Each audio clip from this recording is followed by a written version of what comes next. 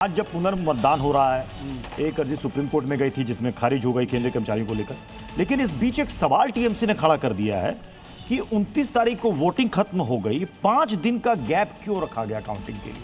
48 घंटे के बाद क्यों नहीं काउंटिंग की गई? मुझे लगता है कि उसका जवाब आज ही मिल गया। आज जैसे रीपोलिंग करने की आवश्यकता पड़ी, जब बड़े मैचेस होते हैं तब भी आपको शायद पता होगा कि एक रिजर्व डे, 2 रिजर्व डे रखा जाता है। हालांकि मैं क्रिकेट से तुलना नहीं करना चाहता हूँ, पर ये इलेक्शन कमीशन का विशेष अधिकार है। इसमें मेरी राय क्या है उससे कोई मायने नहीं रखती। हमको तो ये ध्यान रखना चाहिए कि ये पहली बार 40-50 वर्षों में, और विजय त्रिवेदी जी जैसे वरिष्ठ पत्रकार बैठे हैं, इतने चुनाव कवर किए इन्होंने, इनसे पूछे कि 40-50 वर्षों में इतना वायलेंस फ्री चुनाव कभी उन्होंने नहीं देखा होगा। लास्ट चुनाव में 40-50 हत्याएं हुई, इस बार 1 या 2 हुई, वो भी अनफॉर्चुनेट नहीं होनी चाहिए थी। पर एक चीज आप देखो, और विजय जी ने भी नोट किया होगा, जब से एग्जिट पोल्स आए हैं ये ट्रिपल-D शुरू हो चुका है। ट्रिपल-D पता है क्या है? 3D। पहला D है ड्रामा, स्ट्रांग रूम के बाहर, वो भी फर्जी निकला सब कुछ, वो पहले ही बताया था, सेग्रीगेशन था पोस्टल बैलेट का। फिर D से किस प्रकार से धमकी पर उतरा। आज फाल्टा में उनके वो चौकीदार, क्या है उसका नाम, इसराफिल चौकीदार, ये धमकी दे रहा है कि रक्तपात होगा चुनाव के बाद। और फिर उसके बाद कल्याण बैनर्जी बोल रहे हैं कि जल्लाद है होम मिनिस्टर।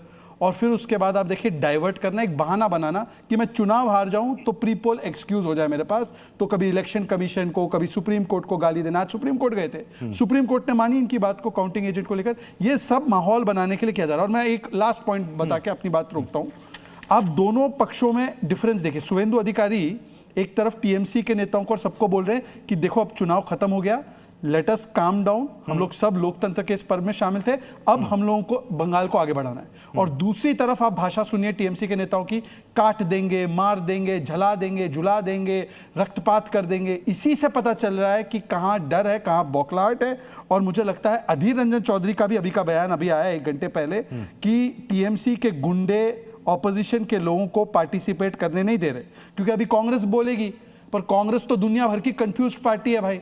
हैं, उनका नेता निकोबार में है, लेफ्ट वाला चोकोबार खा रहा है, और ममता बनर्जी बाहर जा रही है। मैं सोमनाथ जी के पास आऊंगा, लेकिन उससे पहले चंदन घोष जी मुस्कुरा रहे हैं क्योंकि अधीर दा की बात यहां पर उठी है, क्योंकि इससे पहले भी अधीर दा ने कहा कि लोकल पुलिस ममता बनर्जी और टीएमसी के कैंडिडेट को मदद कर रही है। आप ही की तरफ से बयान सामने अधीर दा की तरफ से कि ममता बनर्जी चुनाव हार रही हैं। देखिए बात तो ये है, जैसे इट्स अ सिंपल जोक, जैसे राहुल गांधी कहाँ पे गए, क्या कर रहे, इसके साथ ये चुनाव का भी संबंध दूर दूर से नहीं।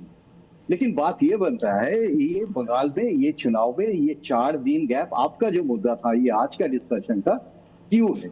ये सही बात है, एक स्पेस ऑफ गैप तो रखना ही पड़ेगा, एक स्पेस तो रखना ही पड़ेगा, जिससे अगर रीपोल हो, जैसे आज रीपोल हो रहा है, तो रीपोल का तो स्पेस होता ही है, ये तो प्लान है। और दूसरा बात ये है, क्लियरली जो स्टेटमेंट करने चाहता हूँ पार्टी की तरफ से, हम लोग अगर कुछ बोलने का होता तो ये शेड्यूल तो बहुत दिन पहले बना चुका, तो तब बोला होते। हम लोग ऐसा कुछ मुद्दा नहीं बनाया, जिसे स्पेस ऑफ टाइम होना चाहिए, ये दे, मतलब ये मुझे कांग्रेस का स्टैंड, चंदन जी मुझे कांग्रेस का स्टैंड क्लियर कर दीजिए। नहीं, ये 5 दिन का गैप कांग्रेस के लिए बड़ा मुद्दा नहीं है, ये टीएमसी का मुद्दा है। केंद्रीय कर्मचारी ही क्यों, ये टीएमसी का मुद्दा है, ये कांग्रेस का मुद्दा नहीं है। हम लोग का मुद्दा, हम लोग तो ये जो डिमांड थी चंदन जी, ये गलत डिमांड थी जिसे कोर्ट ने भी खारिज किया। गलत सही, ये दूसरा बात है, लेकिन हम लोग का डिमांड इसमें नहीं था। हम लोगों का बोलना है, हम लोग का स्टेटमेंट जो है इसमें ये नहीं था, क्योंकि हम लोग का सोच जो है ये अलग हो सकता है टीएमसी से, लेकिन हम लोग का सोच जो है, अगर कुछ बोलना होता तो पहले, आई मीन थोड़ी सी स्टूडियो में आवाज बढ़ा दीजिएगा। शेड्यूल हुआ तो शेड्यूल बहुत दिन पहले बना चुका था, तो तब बोलना होता अगर होता तो। तो अभी नहीं है, ये मुद्दा नहीं है। बात ये होता है, ये चुनाव होने का बाद after shock, what you call, ये आफ्टर शॉक वेरी डेंजरस है, क्योंकि बंगाल के चुनाव में जब ये आफ्टर शॉक किसको लगा है चंदन जी? आफ्टर शॉक किसको लगा है?